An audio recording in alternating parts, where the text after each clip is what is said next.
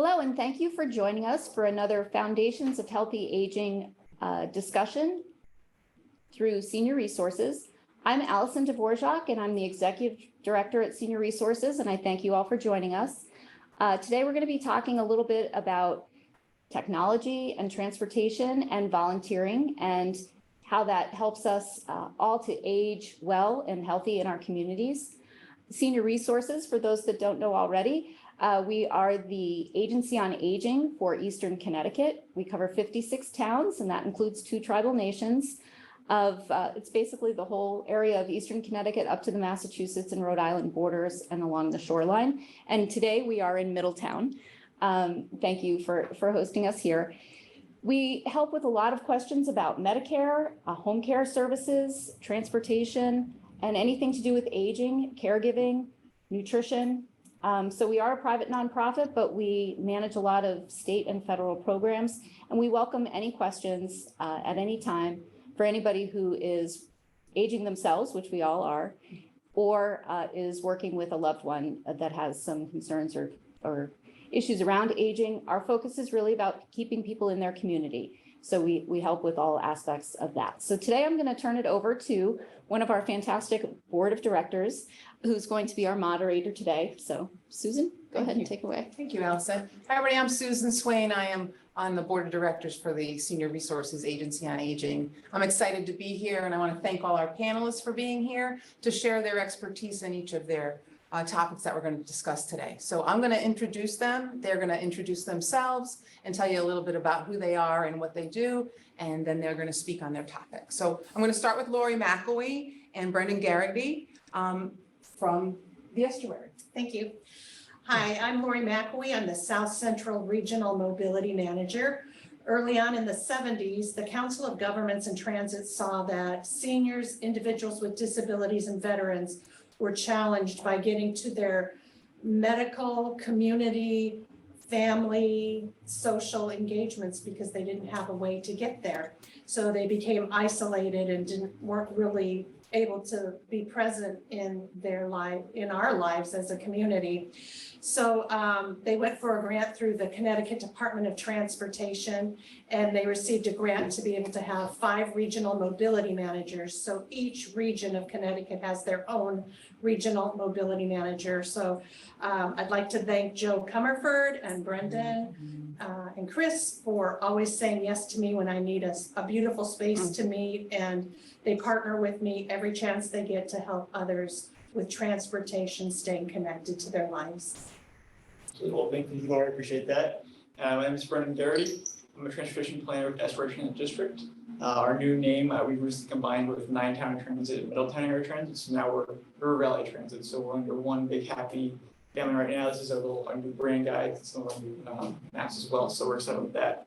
And my responsibilities are primarily looking at improving the service. So whether that's new services, adjusting existing services, and actually doing a lot of community outreach. Anything that involves public outreach, I'm engaged in, and making sure we hear from our riders to make sure we are providing the best services that we can. And we know that some of our most heavy users of the service are our seniors as well. So we definitely it's a big ridership base for us, and so we do a lot of services we have that definitely support a lot of seniors, and we know that we can improve as well. So we're definitely excited to learn more and share what we know. So I have a couple questions that I'll pose to each of you, and feel free to expand on them. And if there is any other questions in the room, please feel free to ask them. So one of the questions that we have is, what are the different ways that people can get transportation for medical appointments? I'll let Brendan start with this. That sounds good. Also, just for clarity, I also try and grab that mic over there just so I can, just so folks can hear me. I'm not sure if get all the way. Perfect. That should be okay. Actually, we're closer now. There we go. Perfect. All right. So could you repeat the question again? I apologize. Absolutely. So Yep. what are the different ways that people can get transportation for medical appointments? Absolutely. That's a great opportunity. So there are a lot of ways, at least when it comes to public transit. So just from my neck of the woods, public transit, if seniors are able to use the fixed route bus, and what we call, that's like our standard bus, the big city bus, the 30-foot bus, that many seniors are able to use that bus, and that's great if they can use that. But we also know a lot of seniors also aren't, or folks can't use that bus. So whether it's all of our buses are ADA accessible, so they do have wheelchair access. the bus will lower down. So, if there's minor, mobility issues, typically the fixed route can still be a good option. But if there are more significant mobility challenges, we do also provide ADA service, which is American with Disabilities Act's paratransit service. And this service is just for folks who have mobility or cognitive issues, physical or cognitive issues that would prevent them from using the traditional bus, right? So if you can't, for whatever reason, use our traditional bus system, the ADA sort of takes the place of that and allows them anywhere. So if you live anywhere near a bus route, so it's based on where you live. So how it works is if you're within 3/4 of a mile of a bus route, one of the 6 bus routes, you can apply for ADA under certain, if you have certain conditions that prevent you from being able to use the bus, you can then receive the ADA service. So that's a primary way we see a lot of folks get to appointments. As a, ADA, what's nice about ADA, it's not just for medical appointments, but we notice that a lot of our riders do typically use them often for that. We like to also let folks know that you can also, see your friends, go to the movies, get your haircut. But a lot of the appointments we do see with ADA are medical based, getting to medical appointments on time, things like that. And then finally, I guess our last, well, we've got a lot of services too. So our dial-a-ride service is similar to ADA, where it's a door-to-door service. So a bus will come to the person's door. With ADA, they can even help them a little bit, get to the vehicle and get on and off. And with dial-a-ride, it's a little different. It encompasses, so there's no restriction in terms of area. So as long as if you're away from 3/4 of a mile, you can still get the service. So it's good for folks who live in maybe more remote areas or rural areas that don't have the bus routes. As long as you're in Middlesex County, besides Cromwell, we can serve you with dial-a-ride as well. So dial-a-ride is a great option. And it's very similar to ADA. It picks people up, drops them off. But it's not, it's a little different, but it's a very similar service that can also be used for medical appointments, of course. And there's no restriction on what that can be used for as well. So those are some of our main services. We have other ones I can talk about as well, but those are some of the big 3, I would say, for ways to see appointments get done. And as a regional mobility manager, I always start with the transit first. It's the most affordable. It runs like clockwork. And a lot of their grants help seniors and individuals with disabilities as well. So it just makes sense to start with the most affordable, caring transportation that's been doing it for a very long time. Perfect. Thank you. What can we do as supporters of aging and disability to help people get used to the idea of public transportation options? I think that it makes sense as a family, whether you're the caregiver, the family member, or a friend, to go with them when they go on their rides. Find out what's available, help them figure out the schedule, how much it's going to cost. But we also have another program through the Kennedy Center, which is the nonprofit that hosts my grant.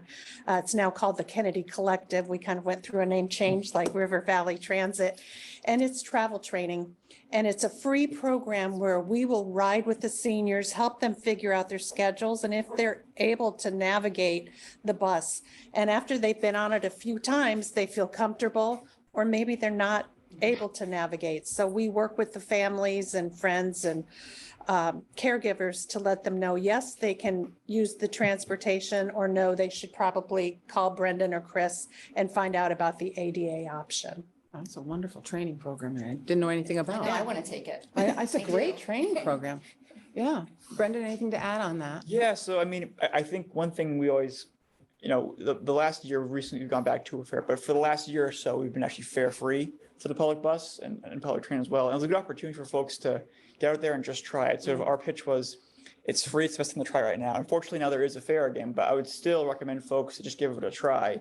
I think, Laura, as I'm sure you're aware, I think there's often a stigma with public transportation for some folks. Maybe some seniors think it's, the bus is dirty or it's slow and it doesn't work. And maybe sometimes those things are true, but I think honestly, it's a good idea to try it and see if it works for you. I think, a lot of seniors might have never even ridden public transportation before, or, have certain, thoughts about it. But I think once you ride it, you find that, it might not be so bad, especially the services of the dial-a-ride and the ADA, where it's a small shuttle bus that picks you up, and usually there's only 1 or 2 other people in the van. It's not as intimidating as, say, getting on a big 30-foot bus with people coming in and out and constant stops. And it can be a lot more, it's not a taxi ride, it's public transportation, but it can almost be like more of a shuttle service, oftentimes some of these services. But so I think that, kind of trying to remove some of the stigma from some of the public transportation options and just giving it a try, right? Because, I know I've got grandparents and stuff who are still driving, and I think sometimes they have a lot of sight challenges, and I think eventually they're going to have to stop driving. And so finding out, even if you have a car, trying out public transportation to see, if you want to still be able to get around when you can't drive potentially, could be a good option to learn it now so you know how to use the system. And Lori's a great resource for learning how to use the system. Also, if you give us a call too, we'll help you with the system as well and find the best option. So if you give us a call and you say, hey, we need to get to some medical center in Old Saybrook, well, talk to us and we'll see how we have to get you there. So if we can get you there, we'll try and find a way to get you there. And so I just think just give us a call, ask about it, and see if some of our services will help you out. And I think just giving it a try at least once, even just if it's not for a medical appointment, if it's non-urgent, maybe there's a route near you and you want to go to to a park, like just try it out once and get a feel for it. Before it's an emergency. Maybe trying a more low stakes trip first and see if it works for you. And if you have to go to a medical center or a more important time sensitive trip, then maybe you'll be more equipped to do that in the future. That's a really good point, Brendan. Susan and I were just talking about our parents, and it was really hard for my parents to even have the conversation about not driving, because it's like they're slowly starting to lose a lot of their power to make decisions and to get to do things. So driving is something they really hang on to. And so if we can give them other options before they need it, Absolutely. then they'll be ready for when that time comes. And maybe if you broach the subject a little bit at a time, it'll be easier. And if you plan the trips as a family, they'll, not think it's all on them, but it's a family affair. I love that idea. I love that idea. The idea of travel training and doing it together, I think it's incredible. And I think that's the beauty of having these speaker panels, is learning how we normalize some of these conversations long before we need these services. I think it's just, that's the beauty of it. So thank you. I love that. All right, we have another question. So how much would it cost to travel from Middletown to Hartford Hospital? That's a good question. So we have reduced fare transit photo ID card applications. We have them in Spanish and we also have them in English. And we can give half price fares to individuals with disabilities and seniors. So I'm available and Brendan's available to help you fill out these applications. And we can get a photo ID sent to you, and you can use for a one-time $5 fee, you can use this card for the rest of your life and get half price bus rides or train rides. And for people whose only option is the bus, it can be, even though it's very affordable for some people, it adds up. So if they can get it for half price, that's really great. But in answer to your question, let's just give an example of different transportation rides from Middletown to Hartford. So on a taxi ride, it can be as much as $90 to $110, and that's one way. Yeah. And I found that on Taxi Fare Finder. An Uber is less money. It's like $44.03. For non-emergency ambulance transportation, if they're not able to navigate a taxi or whatever, that's when it gets expensive. And people pay it because the ambulance rides are slowly going away. So for a one-way ride from here to Hartford, it's $836, which in the Southeast, it was at least twice that amount. So it's less money here, but still a lot if you think that the only way you can go get some important tests is by ambulance, because you need to go by stretcher or wheelchair. But then we also have a taxi company called M7, and they have grants for individuals where you can get half off taxi rides. And so Middletown is one of those towns that was picked for a grant through the Connecticut Department of Transportation and M7. So it's just one of the great things about knowing the contact information for Brendan and I, because we can help you figure out what exists in your town. Start with the most cost-effective first and work our way from there. But working on, again, ahead of time, a plan A, B, and C, so that you have the contact information and you don't call the day before your appointment and realize you have to fill out an application or something, and then you're really stressed and you have to reschedule. So again, just planning, and that's what we're good at doing. That's what we do for our job. So we'd be glad to help you with that and keep our contact information ahead of time before you even need it. I love that. Thank you. One thing, if I may add on that too, I know that I love that idea of just seeing how much different things cost, and it's a great way to illustrate the point that affordability can be a real issue. And I think non-emergency medical transportation is one of the biggest issues, one of the biggest gaps we see right now. Is for folks, especially in rural areas that don't have good access to the bus routes, it can be a real struggle to find that not, a life-threatening appointment necessarily, but you still need to go there, right? It's critical for us. And so, and some folks don't have a good option to get there. And one thing I'll say too is we also provide, our transit company, we do provide also half off vouchers for taxi vouchers. So we do provide a reduced taxi voucher as well. So we'll pay for half of a taxi ride out of the system. So if you need to go out of Middlesex County, so if you had to get to Hartford, for example, that would also be an option too. Take some of this thing out. It would still be expensive. Don't be wrong. It's still expensive, even a half off, but take some of this thing out of it. And another thing I would say too is if you're able to use the ADA, if you're ADA eligible, I believe there's also a way to transfer from our ADA system to Hartford as well. Again, it's not easy. It is a process, but you can talk with our ADA coordinator, Chris, and she can help you figure out how to do that, how to get from our ADA system that only goes to Cromwell, as far north as Cromwell, and then from there, how do you get to the rest of the way to Hartford? So I believe there is a way if you are ADA eligible to get there. And then finally, if you don't need ADA and you're feeling good and you can use the traditional bus system, there is also a way to get to Hartford as well through Route 55, CT Transit Route 55. Comes right down downtown Middletown. You can hop on. It's an express bus that takes you right down to Hartford, and from there you can find your way down there. So if you're more familiar with transit or you're up for a transfer or two, that's also a way to get to Hartford, for example. And then you're really looking at maybe less than $5 one way, for transfer. So it's very cheap then. One thing I'll mention too with fares as well, just sort of this is a future thing, something that we're committed to is, so we've recently changed our fare structure to add certain benefits, but more importantly, we're actually, because of that, the state liked what we were doing, and so now they're actually engaged with us on trying to create a statewide bus fare. So right now, we have 13 different transit districts. They all have 13 different bus fares and different rules and regulations to them, which is confusing if you have to get from one transit district to the other. It's hard to know what passes are accepted, what aren't, how much do things cost. So Sarah now, I'm happy to say, is really engaged on working with us to create sort of a statewide fare. So across the state, you could buy one ticket and you could go to any, transfer to any system in that 2 hours. So it would be a lot more efficient. And so I think also be a lot more easier for folks who aren't familiar with the service, because having to know 13 different, fare structures and payments is tough. And even if you only use a few, only if you ever use a few in your area, it's still a very difficult process. So the more we can simplify and make it easier and more affordable is something that we're definitely committed to. So. And when we were talking about the non-emergency medical transportation, I think this is good for you to know, Allison, that a lot of times seniors would have to wait until something catastrophic happened before the ambulance would come. But now Hartford Healthcare has seen the gaps and barriers, so now they're starting to offer ambulance transportation, and it's actually their vehicles, and they've purchased ambulance companies to meet that gap and get seniors to their medical appointments before it's like a painful infection or just getting to their cancer appointments or dialysis. So some people can only go by ambulance. So that's why I wanted to bring that up, because I've had a lot of clients in the recent weeks that have needed ambulance transportation, and they were the one company that would help before it was an emergency.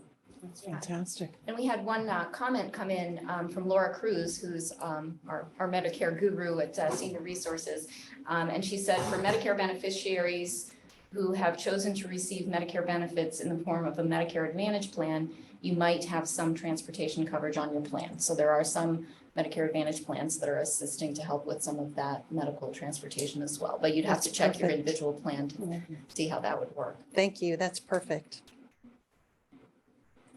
Yeah, I feel like the training, I keep thinking back to that. When you say the different rates in the bus fares, that's daunting to me. I mean, we were talking before we started this of my trying to get over my fear of technology, being not afraid to push the button. But that's the same thing of trying to take a bus ride. If you have all of that unknown, and what if your hearing is slightly less than perfect, or your vision, right? I even know when I've taken a bus ride to something and you're trying to look out the window to see where are you, right, to figure out when you need to get off. And I still never take the, what's it called in New York City? The subway? The subway. Yeah. Like, I can't take it by myself. I can't figure it out. I haven't spent the time to do it, and I'm afraid of it. So I feel like that's a real fear, and trying to get over it would be a very important issue. I think we need to book our Absolutely. training date. Yeah, travel Okay. training, travel training. I like it. Training. Yep. You've got it. We can all do it together and get over Yeah. it. And then we can, teach it, right? Learn it and then teach it, Yeah. right? It's real. It's real. New things are real. Scary. Exactly. All right, I think that's all I have for the questions for transportation at this moment. We'll see if any come in or if anybody else comes And we in. can always come back to it, yeah, but. Absolutely. So we're gonna now move to Miriam Johnson. She's the Manager of Inclusion and Accessibility, Bridging the Digital Divide, and she's here with her advocate. So I work for United Cerebral Palsy. We're running quite a few programs, but one of our newer programs is one that was launched in October. It's called Bridging the Digital Divide. And what we're trying to do with Bridging the Digital Divide is we're trying to teach people over the age of 60 how to use the technology that they have at home. This is phones, tablets, it's computers, it's really anything within the realm of technology, connectivity, all that kind of stuff within their home. And we're also putting tablet technology in the hands of people over the 60 if they don't have it. There's also a possibility for people to obtain a hotspot for a year, which is portable internet essentially. So that's what we're doing with this program. I'm also an assistive technology specialist. So we do a lot within UCP for assistive technology. And this program is also for individuals over the age of 18, but with disabilities, physical disabilities primarily, anything with mobility issues. Those are also able to benefit from this program. Well, thank you for being here. I have a couple questions. Did you want me to share your slides? If you want to know some more about the program, absolutely. Yeah, I'll do the spiel. Yeah. And then we'll ask our questions.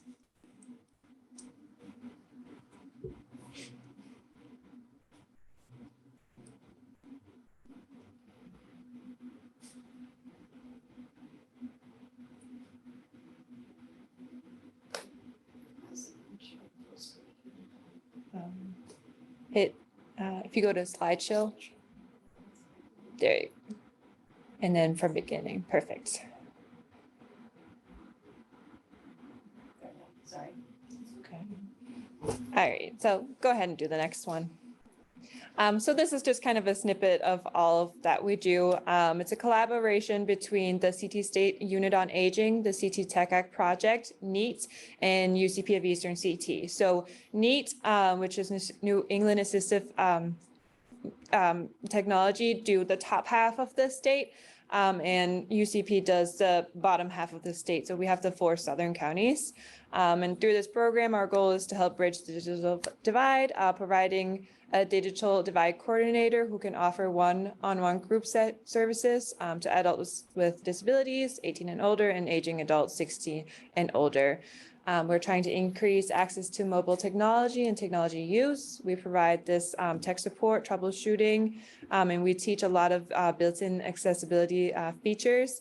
I don't know how many of you guys have ever really looked into the accessibility features on your phones and tablets, but there's really a plethora of features in there that we're able to set up for people with low vision, for example. We can increase font size and all that kind of stuff so that people actually have access to their devices. We're also increasing access to the community, virtual programming, and telehealth.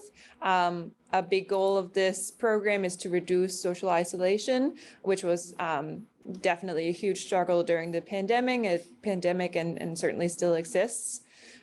We're connecting individuals to community resources for ongoing supports and providing this tablet technology.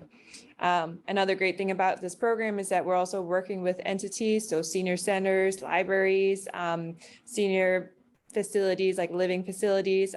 We're providing group trainings to individuals, but also to their staff, so that they can assist the individuals in the setting of their community as well. So what is the digital divide? Well, the digital divide encompasses the technical and financial ability to utilize available technology along with access or lack of access to the internet. Bridging the digital divide is critical for the safety and health of low-income and aging populations. I think particularly through this pandemic, there was a big realization that a lot of people out there don't have access to the internet. And I think that it's very known that if you don't have access to the internet, there's a lot of things that you're isolated from, whether it's your community, telehealth, grocery shopping, all of that stuff. So that is what we're really trying to teach and provide people with. Like I said, this program is for people over the age of 60 and individuals with disabilities over the age of 18. There has to be a need for the technology or the assistance with technology, and you do have to live in Connecticut to benefit from this program. No financial. There's no financial restrictions, no limits. So these are just a couple of things I mentioned that we work with: smartphones, tablets, iPads, connectivity. We're seeing a lot of people who are having trouble just, connecting and reconnecting to their internet at home. That is something that we can help with. Computers, laptops, and desktops. There's a ton of accessibility features built into like our modern laptops as well. That is something that we can help people set up. Like I said, built-in accessibility features. Even something like connecting your smartphone to your hearing aids is something that we can assist with to increase that communication. We do a lot of maintenance and troubleshooting. We can provide help with alternative access to technology, so like adaptive keyboards, mice.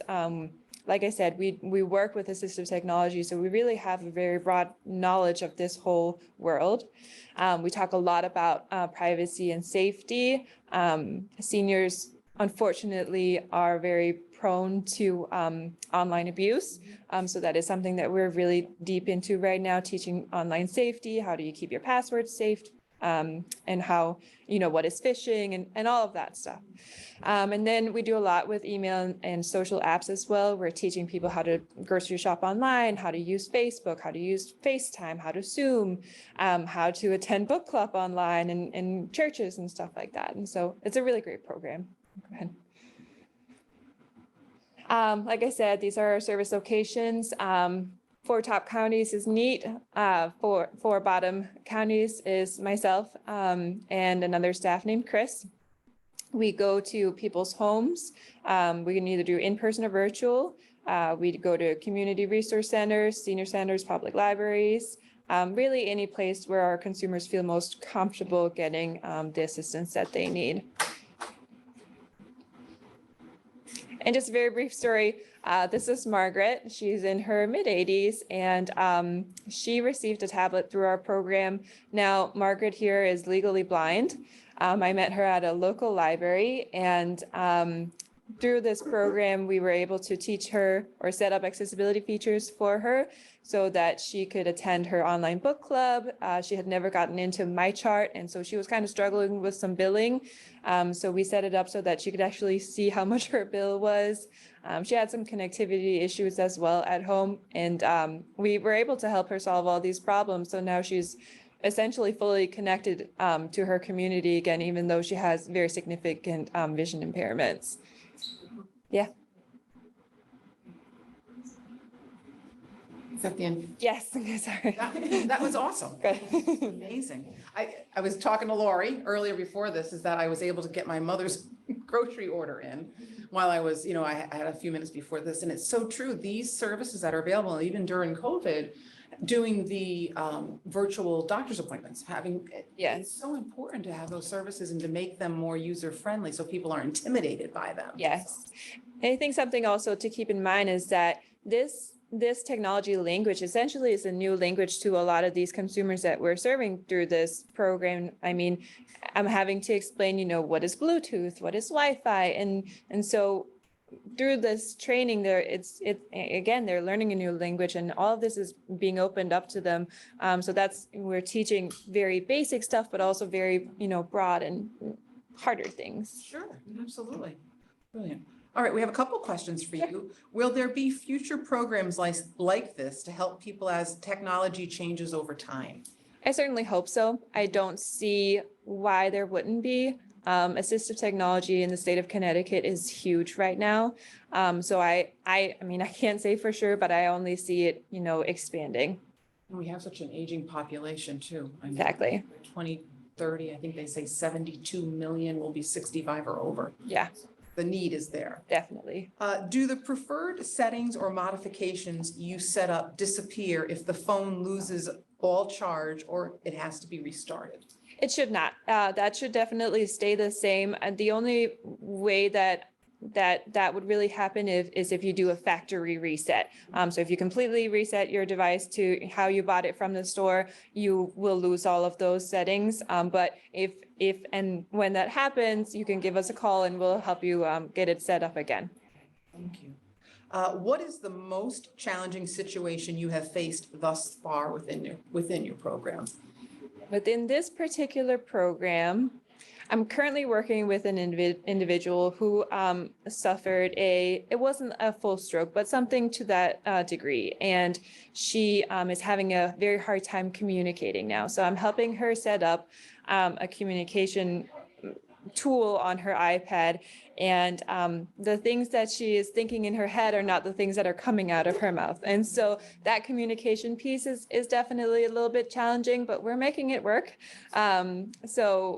But other than that, this is a really interesting program, and what's so wonderful about so the tablet technology that we're providing people with are either Samsungs or iPads. Typically, when we're seeing people with some significant disabilities, we're doing iPads because Apple's accessibility features are prime. They're really, really good. And so keeping in mind also that a lot of the devices that we are working with are not meant for people with disabilities or people who are aging and are experiencing those vision or hearing impairments, but we're adapting them, right? We're making them accessible. And so I honestly haven't come across anything yet that I couldn't fix, but I'm up for the challenge. That's fantastic. That's all I have. Is there any other questions within the room that somebody No, might I have? just feel like this is another thing I need to sign up for. It's so helpful to everybody. It's so brilliant. I find even with my dad, we got the same phones so that if he had questions about his phone, I would maybe know how to help him with it, but more often than not, he's actually helping me. Features on our phones, which is wonderful, but it's so fantastic that this program exists, and I really do hope that it can continue to stay as as we go forward, because the technology, I think, is really going to be So a part of all of our lives, and use it. I'm so happy to hear that you're really focusing on that security and safety issue for seniors, because it's true, there are so many scams out there that hit any age, but a lot of times we worry so much about the seniors because they have a guaranteed amount of income, even if it's just their social security. They have money, and it hurts no matter how much money is taken out of that. Yes, definitely. Yeah, that is a huge focus right now. There's the safety, if you're getting messages from your grandchildren all of a sudden, asking for hundreds of dollars over Facebook, maybe kind of give them a call. And so we're just giving out some tips, and we're providing people with printouts as well for instructions and, safety tips and all of that. So. Mm-hmm. Well, I asked Laura Robbins to come back on too, so we can move over to her now, if I can figure out how to get her back on screen. Thank you, Miriam. Anytime. So we're going to transition now to volunteering, and we have Laura Robbins with us from the estuary. We're going to bring her on virtually. Yeah. Hi. Hi. Hi, Laura. I'm back. How are you? Well, can you tell us a little bit about you and what you do? Sure. I am, again, I'm Laura Robbins. I'm the dietitian and the director of nutritional wellness here at the estuary, in pretty much overseeing the Meals on Wheels homebound delivery program. We deliver about, we make all the meals here at the estuary in our kitchen, and we pack them up and we send out about 225 hot meals per day. We also make over and above what we need each day, and so we have a frozen inventory. So if anybody needs a dinner or weekend meals, we send them a frozen meal as well. And each meal is designed to meet 1/3 of the daily needs as per the dietary guidelines. So, if just despite the fact that we have one meal, it kind of covers all the bases because it's low sodium. It's pre portion controlled, so it's diabetic friendly. And, I try to get a good variety in there so that there's something for everybody in our meals. Excellent. We have a couple of questions for you. Okay. If you could answer, what made you start volunteering? Or I guess, Or- it's kind of like, for the volunteer, you coordinate a lot of volunteers, so I guess. I coordinate all the volunteers. Okay. I actually, I was a volunteer here at the estuary when I was still in school, getting my dietetic degree. And that's how I found out about the estuary and working with the seniors and the Meals on Wheels program. But as far as volunteers, I have 2 cafe sites. We have a cafe here that people can come and eat, or they can do what we call a grab and go. And I have 2 other cafe sites that also offer the same. So as far as volunteers, I utilize about 50 volunteers here at the estuary just to make everything happen. And same goes with my other 2 sites. So in order to make Meals on Wheels work on a daily and weekly basis, we use about 100 volunteers. And we use the volunteers to help us pack up the meals and, to portion everything out and to run it through our machines that seal the meals and put labels on it. And I also have all the drivers. I have about 8 routes that leave from my office every day. And we have volunteers that are in our dining rooms to help serve all of the diners who come in. So it's a good way, not only is this, we need every volunteer that we have to make all of this happen on a daily basis, but it's also our volunteers are the eyes and the ears of our seniors. They're checking in on them, they're providing conversation. If something doesn't seem right, they'll come back to me and be like, something's not right with so-and-so, you might want to give them a call. So it's a way for us to have daily contact with all of the seniors. That's fantastic. What makes you feel that, so this was more targeted towards volunteers, but so if somebody was interested in becoming a volunteer, I'm assuming you always need more volunteers added to your. Yeah, it's interesting that I have, it's kind of like a cycle. I have, being down here on the shoreline, in the bottom half of Middlesex County, I have what I call a lot of snowbirds. Okay. But they are dedicated volunteers, but they are adamant that they are going to come back at a certain amount of time and that they're going to come right back to their volunteer position. So they're very dedicated. Is there a time of year that you could use additional volunteers more than others, or? Probably around the holidays. Yeah, so that's sort of the start of when people get really busy, and some of them are going to Florida, and it just, life gets in the way, so you need more, and then you need more help. But as I always, any time of the year is a good time to volunteer.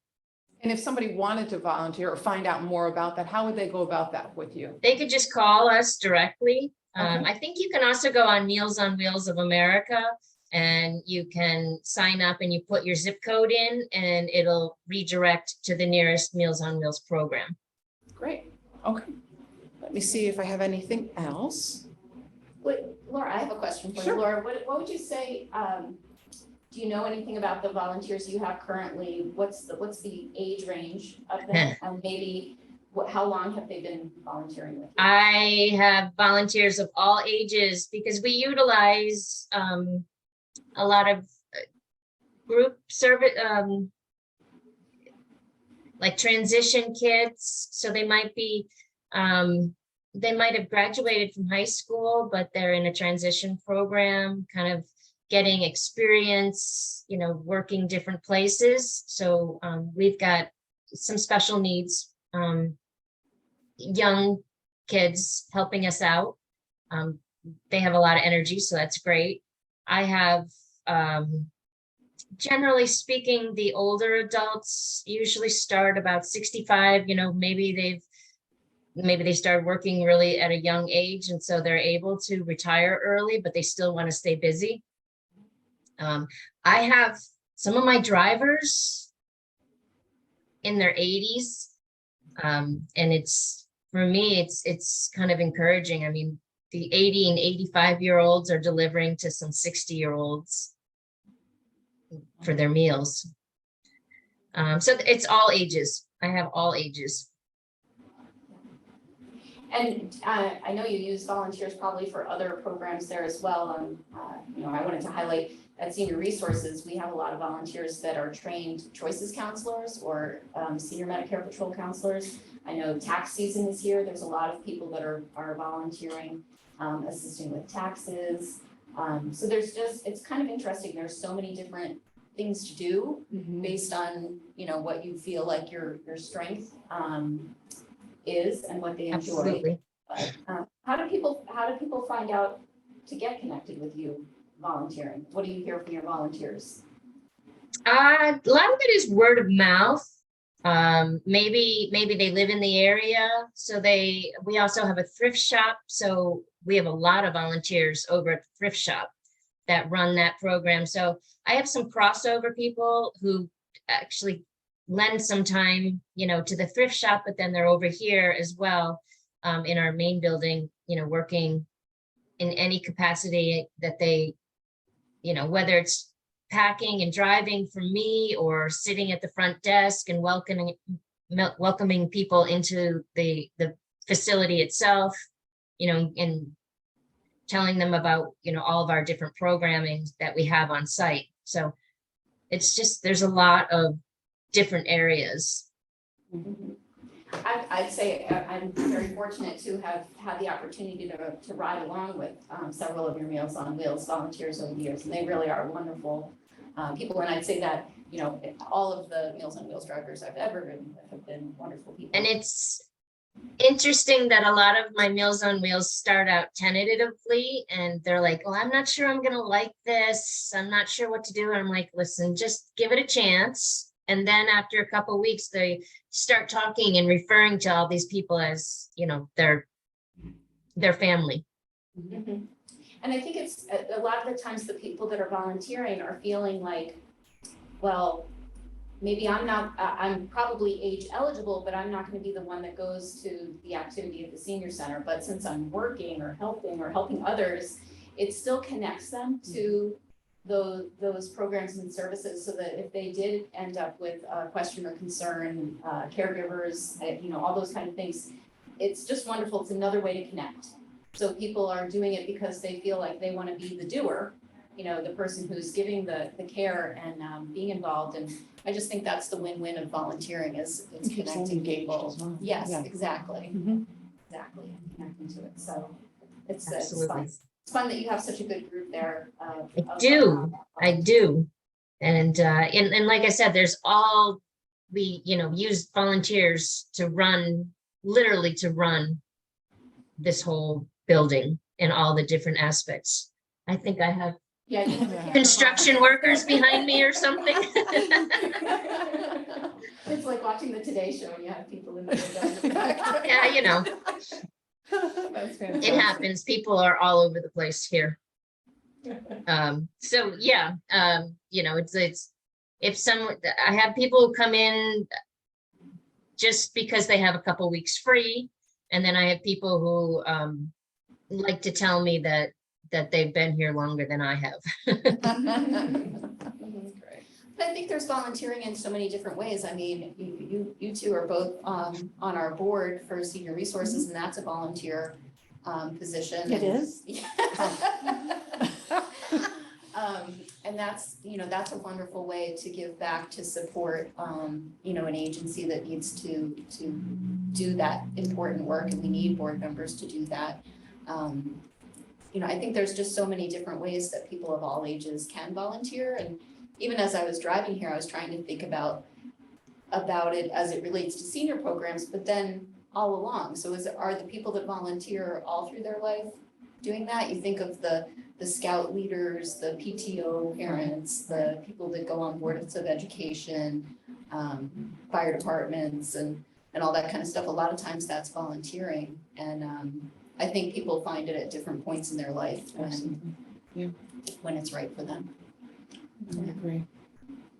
We Yeah, covered all just- my questions. Go I ahead. was just going to throw in there that a lot of my volunteer drivers get very attached to the people that are on their route, and they're unwilling to give up a route because they want to maintain. And I even have some of my volunteers, my drivers will come to me and be like, is it okay if I call so and so on my own and maybe take them out for a ride in the car? And I'm like, yeah, I mean, it's as long as it's on your, if you've become friends with somebody, then you can certainly interact with them on a personal basis. So people do become friends and with people that they're delivering a meal to, which is nice. Nice to, see that connection. It is, and it is nice, that different connection. I think even the volunteers sometimes touch on a lot of things. I know there's times when they're figuring out people's phones, figuring out how to get to their voicemails, how to make a phone call out. And then also that importance of transportation, although the home delivered meals are hoping to, have one less thing for those people to have to get out for, to get the meal. But yeah, some good things. We can just always use more of it. Because I think, Absolutely. At least in our areas of Eastern Connecticut, a lot of the other areas do not have as strong of a volunteer base. And so therefore in the case of the Meals on Wheels, they are mostly paid drivers. And so that definitely impacts the cost of delivering a meal. Yeah. So you have any words of wisdom for us, Laura? How do we get more volunteers in more places? Just to get more volunteers. No, I guess you just have to, it just has to be an inviting place, and people want to come and be a part of the activity, to they can get an immediate reward. Or you part of volunteering is so that you feel good on the inside. So you want that reward of knowing I did something great today.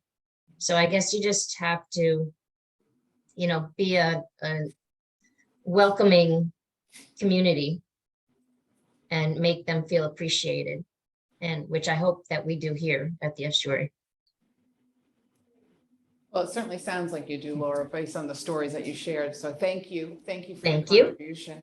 And thank you for all the panelists today. I mean, everything we talked about, it was technology, it was transportation, it was volunteering, and everything is about helping people to stay connected. And I think that is so important, and the isolation and that stuff is, everything we talked about today can contribute to that. So did anyone else have any questions for Laura?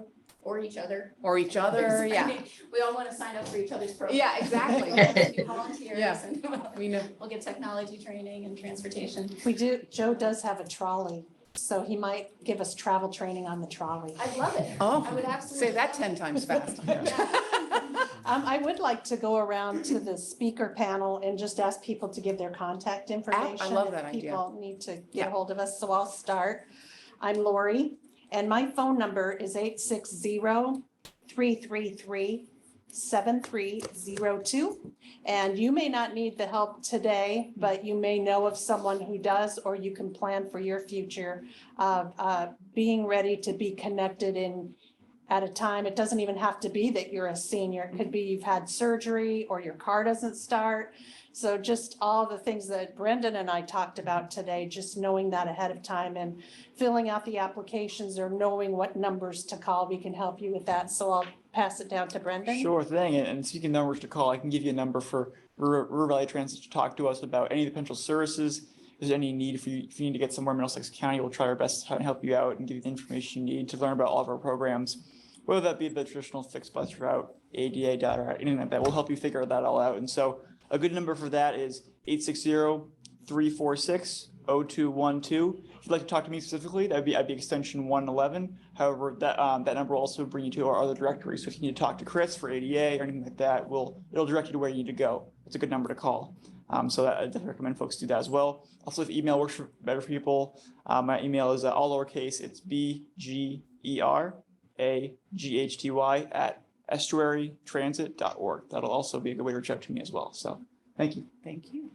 Great, and I'm Miriam Johnson, and you can give me a call or send me an email if you're having trouble with your current technology or if you are in need of tablet technology and internet. My phone number is 860-443-3800, extension 224. And if email works better for you, it's mjohnson, JOHNSON, @ucpect.org. And Senior Resources is 860-887-3561. And I'm Allison Dvorak, so it's ADVORAK @seniorresourcesec.org. And Laura, did you want to share your? Can you? Yeah, Yes. I'd be happy to. So again, I'm Laura Robbins at the Estuary in Old Saybrook. The number here is 860-388-1611. If you need me directly, I do have extension 217. Also, we have a nice website. It's yourestuary.org. That's YOURESTUARY, yourestuary.org. You can see all of our programming and services on our website. Awesome. Thank you. And I believe, not positive, but I believe you can sign up for a volunteer, like you can directly through the website. And they just had some lovely renovations down there as well, so it's almost patio season. Right? Oh. It's our back patio is gorgeous. It looks right out over onto the estuary. Currently, like today I was looking, I saw the osprey have come back. Last year we had a bald eagle out there one day, but there's always lots of interesting things to look at. Yeah, it's gorgeous. Yeah, we need a field trip there as Yeah, I well. know, Yeah. exactly. Part of the travel training. We can start a transit It's our training travel there. training, We'll check out their technology. Yeah, it'll be good. That's really awesome. And I just can't thank you guys enough. I've been monitoring the chat here. I haven't seen any other questions come in, but if anybody did have any, this is your last chance.